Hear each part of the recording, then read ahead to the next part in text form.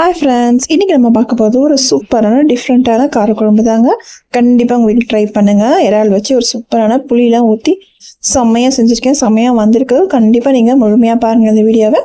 இது கூடயே ஒரு சூப்பரான ஆம்லேட்டும் போட்டிருக்கேங்க. ஆம்லேட் நம்ம எப்பவுமே கல்லில் தானே போவோம், அதாவது தோசைக்கல் இல்லைனா சப்பாத்தி கல் எதுலையாவது போடுவோம். ஆனால் இன்றைக்கி நான் எதில் ஆம்லேட் போட்டிருக்கேன் நீங்களே பாருங்கள். அதுக்கு முன்னாடி என் சேனல் ஃபஸ்ட் டைம் பார்க்குறீங்கன்னா சப்ஸ்கிரைப் பண்ணிட்டு பக்கத்துல இருக்க bell icon all option click பண்ணிட்டு பாருங்க. அப்பதான் நான் போடுற வீடியோஸ்லாம் உங்க வீட்டு தெரியும். இப்போ வாங்க நம்ம வீடியோக்குள்ள போகலாம்.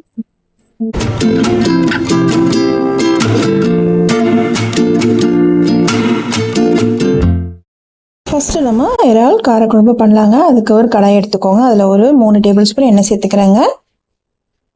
எண்ணெய் நல்லா காயட்டும். நல்லா காஞ்சதும் இதுக்கு ஒரு 1/4 ஸ்பூன் கடுகு, 1/4 ஸ்பூன் வெந்தயம் இது சேர்த்து நல்லா அது பொரிஞ்சு வரட்டுங்க. ஏன்னா காரக்குழம்புன்றதுனால நான் வெந்தயம் சேர்த்துருக்கேன். இது நல்லா பொரிஞ்சு வரட்டும். அந்த வெந்தயம் தீஞ்சிட போது சிம்மில் வச்சுக்கோங்க. இது கூட கொஞ்சமாக நான் பூண்டை ஒரு 2 பூண்டுங்க. இது மலை பூண்டு. இதை நான் சின்ன சின்னதாக நறுக்கி சேர்த்துருக்கேன். கொஞ்சமாக வாசனைக்கு கறி லீவ்ஸும் சேர்த்துக்கோங்க. சேர்த்துட்டு இது நல்லா அது பொரிஞ்சு வரட்டும். இது நல்லா பொரிஞ்சு வந்ததும் ஒரு 3 வெங்காயத்தை சேர்த்து நல்லா வதக்கிக்கோங்க. இது மீடியம் சைஸ் வெங்காயம் தாங்க. வெங்காயம் நல்லா வதங்கி வரட்டும். அந்த எண்ணெயிலே நல்லா வதங்கட்டுங்க. நமக்கு எவ்வளோக்குள்ள வெங்காயத்தை நல்லா வதக்குறோமோ அப்போ தான் நமக்கு டேஸ்ட்டும் நல்லா வரும் குழம்பு. இப்போ நல்லா இதை வதக்கிக்கோங்க. இது கொஞ்சம் கலர் மாறட்டும். இப்போ பார்த்தீங்கன்னா கொஞ்சம் கலர் மாறி இருக்கு, தெரியுதா உங்களுக்கு? இப்போது இந்த சமயத்தில் நான் இதுக்கு தேவையான மசாலாலாம் சேர்த்துக்கலாம். ஃபஸ்ட்டு இஞ்சி பூண்டு பேஸ்ட்டு சேர்த்துக்கிறேங்க. என்னதான் நம்ம காரக்குழம்பு செஞ்சாலும் நம்ம இறால் போடுறதால அதுக்கு இஞ்சி பூண்டு பேஸ்ட்டு போட்டால் தாங்க நமக்கு நல்லாயிருக்கும். இல்லைனா நமக்கு ரொம்ப கஷ்டமாக இருக்கும். ஏதாவது இறாலில் கேஸ் பிரச்சனை வரும். அதனால் இஞ்சி பூண்டு பேஸ்ட்டு கண்டிப்பாக நீங்கள் சேர்க்கணுங்க. இது நல்லா வதக்கிட்டு நமக்கு பச்சை வாசனைலாம் போனதும் ஒரு 1/4 ஸ்பூன் காஷ்மீர் மிளகாத்தூள் சேர்க்குறேங்க. இது கலருக்கு தான். ஒரு 1 டேபிள் ஸ்பூன் மிளகாத்தூள். இது வீட்டில் அரைச்ச மிளகாத்தூளுங்க. தனியா மிளகா சேர்த்து அரைச்சது. நீங்கள் உங்கள் வீட்டில் என்ன யூஸ் பண்ணுறீங்களோ அதை கரெக்டாக பார்த்து உங்கள் பக்குவமாக போட்டுக்கோங்க. அதாவது நான் 1.5 ஸ்பூன் போட்டிருக்கேன். நீங்கள் மிளகாத்தூள் 2 ஸ்பூனும் தனியா அதாவது தனியாத்தூள் 2 ஸ்பூனும் சேர்த்துக்கோங்க. கரெக்டாக இருக்கும். இதுக்கு தேவையான உப்பு ஒரு கை அளவு தாங்க, கல் உப்பு. நீங்கள் என்ன உப்பு யூஸ் பண்ணுறீங்களோ அதை போட்டுக்கோங்க. நல்லா அதை எண்ணெயில் நல்லா வதங்கட்டும். இது நல்லா வதங்கினதும் நான் 3 தக்காளியை நல்லா அரைச்சி வச்சுருக்கேங்க. நீங்கள் குழம்பு ஏதாவது செய்யும் போது இது மாதிரி அரைச்சி சேர்த்திங்கன்னா நமக்கு திக்னஸ் அதிகமாக கிடைக்கும். ட்ரை பண்ணி பாருங்கள். நான் ஒரு 3 தக்காளி, மீடியம் சைஸ் தக்காளி தாங்க, இதை சேர்த்துட்டு நல்லா அதை நல்லா கலந்து விட்டுக்கோங்க. அடுப்பு நமக்கு மீடியம் டு ஹைலே கொஞ்சம் இதாக இருக்கட்டும். இப்போ நல்லா கலந்து விட்டாச்சு. இப்போ கொதிக்குது பாருங்கள். இந்த சமயத்தில் நான் ஒரு கோலி குண்டு சைஸ்க்கு புளியை கரைச்சி வச்சுருந்தேன். கொஞ்சம் தண்ணியை தாங்க கரைச்சி வச்சுருந்தேன். இப்போ அதை நான் சேர்த்துக்கிறேன். புளி நீங்கள் கருப்பு புளி, வெள்ளை புளின்னு இருக்குதுங்க. புளிப்பு தன்மையை பார்த்துட்டு நீங்கள் கரெக்டாக சேர்த்துக்கோங்க. ரொம்பவும் புளிப்பாயிட போகுது. இப்போ நல்லா இது கொதிக்கட்டும். இப்போ பாருங்கள் ஓரளவுக்கு கொதிக்குது. இப்போது தேவையான அளவு தண்ணி சேர்த்துக்கலாம். நான் ஒரு 1/2 கப் தண்ணி சேர்த்துருக்கேங்க. சேர்த்துட்டு நல்லா கலந்து விட்டுட்டு நம்ம மூடி போட்டு மூடி வைக்கலாம். ஏன்னா இது பச்சை வாசனெலாம் போயிட்டு, புளி தண்ணியோட பச்சை வாசனெலாம் போயிட்டு நல்லா கொதித்து நமக்கு நல்லா சுண்டி நமக்கு வரும். அது வரைக்கும் நம்ம ஒரு 5 நிமிஷம் மூடி வைக்கலாங்க சிம்மில். இப்போ எல்லாத்தையும் நல்லா கலந்து விட்டாச்சு. இந்த சமயத்தில் நீங்கள் டேஸ்ட்டு கூட பார்த்துக்கோங்க. டேஸ்ட் அதாவது உப்பு காரம் பார்த்துட்டு நீங்கள் அது கூட சேர்த்துக்கலாம். இப்போ பாருங்கள் கொதிக்குது. இப்போ நல்லா கொதிக்குது. இப்போ ஒரு 5 நிமிஷம் மூடி வைக்கலாம். 5 நிமிஷம் கழித்து பார்க்கலாம். அதுக்குள்ளே நம்ம என்ன பண்ணலாம்னா இறாவை நான் வாஷ் பண்ணி வச்சுருக்கேங்க. இறாவை உப்பு மஞ்சத்தூள் போட்டு வாஷ் பண்ணி தாங்க வச்சுருக்கேன். இந்த இறாவில் கொஞ்சமாக உப்பும் ஒரு 1/4 ஸ்பூன் காஷ்மீர் மிளகாத்தூளும் சேர்த்துட்டு நம்ம இதை கலந்து ஒரு பக்கமாக வச்சுக்கலாம். இது சும்மா ஒரு ஃப்ளேவருக்கு தாங்க, வேறு எதுக்கும் இல்லை. இப்போ பார்த்தீங்கன்னா இது நல்லா கொதிச்சு நமக்கு நல்லா சுண்டி சூப்பராக வந்திருக்கு. வாசனை கமகமாக அடிக்குதுங்க. இது ஒரு 2 நிமிஷம் நல்லா கொதிக்கட்டும். கொதிச்சதை நம்ம கலந்து வச்சு அந்த இறாவையில சேர்த்துக்கலாம். இப்போ இதை அப்படியே சேர்த்துக்கலாம். சேர்த்துட்டு பொறுமையாக நல்லா கலந்து விட்டுக்கோங்க. உங்களுக்கு திக்காக வேணால் இதே மாதிரி திக்காக இருக்கட்டும். தேவையில்ல கொஞ்சம் தண்ணியாக வேணும், நீங்கள் இந்த சமயத்தில் கொஞ்சமாக நம்ம தண்ணி சேர்த்துக்கலாம்.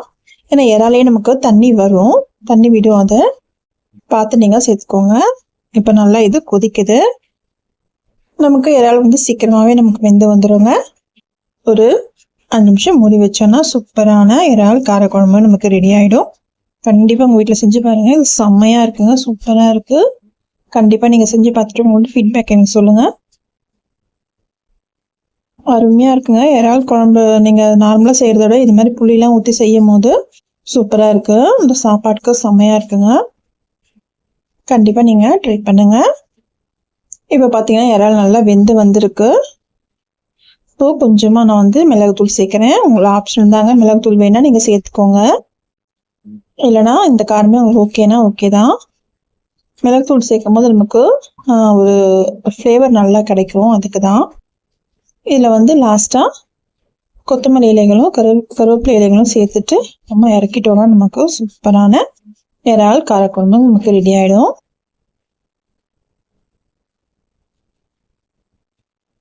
கண்டிப்பாக உங்கள் வீட்டில் செஞ்சு பாருங்கள்.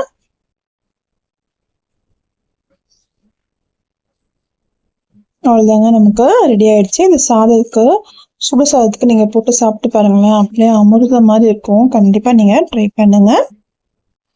முக்கியமாக இதை வந்து இட்லியும் தோசைக்கு சாப்பிட்டு பாருங்கள், செம்மையாக இருக்கும். தோசைக்கும் இந்த காரக்குழம்புக்கும் சூப்பராக இருக்குங்க. கண்டிப்பாக நீங்கள் ட்ரை பண்ணுங்கள்.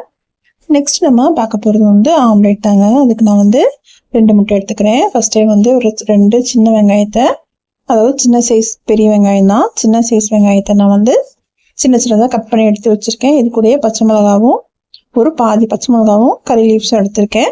அதை நம்ம இப்போ சேர்த்துக்கலாம். 2 முட்டையும் நல்லா அடிச்சுக்கோங்க. சேர்த்துட்டு இது வந்து ஒரு ஸ்பைசியான நமக்கு ஆம்லேட் தாங்க. இதுக்கு தேவையான உப்பு வந்து ஒரு 1/2 ஸ்பூன் சேர்த்துக்கோங்க. ஒரு 1/4 ஸ்பூன் காஷ்மீர் மிளகாத்தூள், கொஞ்சமாக சீரகத்தூள் சேர்த்துக்கோங்க, கொஞ்சமாக மிளகுத்தூள். ஏன்னா நம்ம பச்சை மிளகாய் சேர்த்துருக்கோம், ஆனால் எல்லாமே இது கொஞ்சம் கொஞ்சமாக சேர்க்குறேங்க. சேர்த்துட்டு இது நல்லா அதை நம்ம கலந்து விட்டுக்கலாம். முட்டையை நீங்கள் அடிக்கும் போது எவ்வளோக்குள்ள நீங்கள் ஃபாஸ்ட்டாக அடிக்கிறீங்களோ அப்போ நமக்கு முட்டை நல்லா புஃப்னு வருங்க. லாஸ்ட்டாக கொஞ்சமாக மஞ்சள்தூளும் சேர்த்துக்கிறேன். உப்பு வந்து நான் ஒரு 1/4 ஸ்பூனுக்கும் கொஞ்சம் அதிகமாக தாங்க போட்டேன். நீங்கள் பார்த்து நீங்கள் உப்பு சேர்த்துக்கோங்க. இப்போ நம்ம இதில் தாங்க நம்ம ஆம்லேட் போட்டு எடுக்க போகிறோம். இது வந்து தாளிக்கிற கரண்டி தாங்க. இதில் நம்ம சூப்பராக போட்டு ஒரு ஆம்லேட்டு நல்லா புஃப்னு போட்டு எடுக்க போகிறோம். எண்ணெய் சேர்த்துட்டு இதில் 2 கூட நீங்கள் போடலாங்க. நான் பெருசாகவே அப்படியே போட்டிருக்கேன். எல்லாத்தையும் எல்லாம் சேர்த்துக்கலாம். சேர்த்துட்டு இதில் கொஞ்சமாக மிளகுத்தூள் மேலே தூவிக்கோங்க. நம்ம எப்பவுமே ஆம்லேட் போடும்போது மிளகுத்தூள் போடுவோம் இல்லையா, அந்த மாதிரி நீங்கள் சேர்த்துக்கோங்க. இது மிளகுத்தூளும் உப்பும் கலந்ததுங்க. இது ஒரு தட்டு போட்டு 2 நிமிஷம் மூடி வைங்க. இப்போ பாருங்கள் நல்லா வெந்து வந்திருக்கும். இது அப்படியே நம்ம அலைக்கா சூப்பராக திருப்பி போட்டுடலாம். அப்படியே பொறுமையாக திருப்பி போடுங்க. அவ்வளோதாங்க, சூப்பராக நமக்கு திரும்பி வந்துருச்சு ஆம்லேட். நமக்கு ஒரு வித்தியாசமான ஆம்லேட்ங்க. இது 2 முட்டை தான், இருந்தாலும் நமக்கு நிறைய ஆம்லேட் சாப்பிட்ட மாதிரி இருக்கும், சூப்பராக இருக்கும். கண்டிப்பாக உங்கள் வீட்டில் இந்த ஐடியாவை நீங்கள் ட்ரை பண்ணிவிட்டு உங்களோட ஃபீட்பேக் சொல்லுங்கள். இந்த 2 ரெசிபியும் உங்களுக்கு பிடிச்சிருந்தா கண்டிப்பாக என் சேனலை சப்ஸ்கிரைப் பண்ணிவிட்டு லைக் போட்டு பாருங்கள். நீங்கள் போகிற லைக் தாங்க எனக்கு ஒரு மோட்டிவேஷனாக இருக்கும். நெக்ஸ்ட் வீடியோவுக்கு யூடியூப்பும் இந்த வீடியோவை நெக்ஸ்ட் லெவலுக்கு எடுத்துகிட்டு போவோம். என் சேனலில் நான்வெஜ் ரெசிபிஸ், ஸ்நாக்ஸ் ரெசிபிஸ் நிறைய போட்டிருக்கேன். உங்களுக்கு தேவைப்பட்டுச்சுன்னா என்னோட சேனலை செக் பண்ணி பாருங்கள். இன்னொரு நல்ல வீடியோவில் நம்ம பார்க்கலாம்.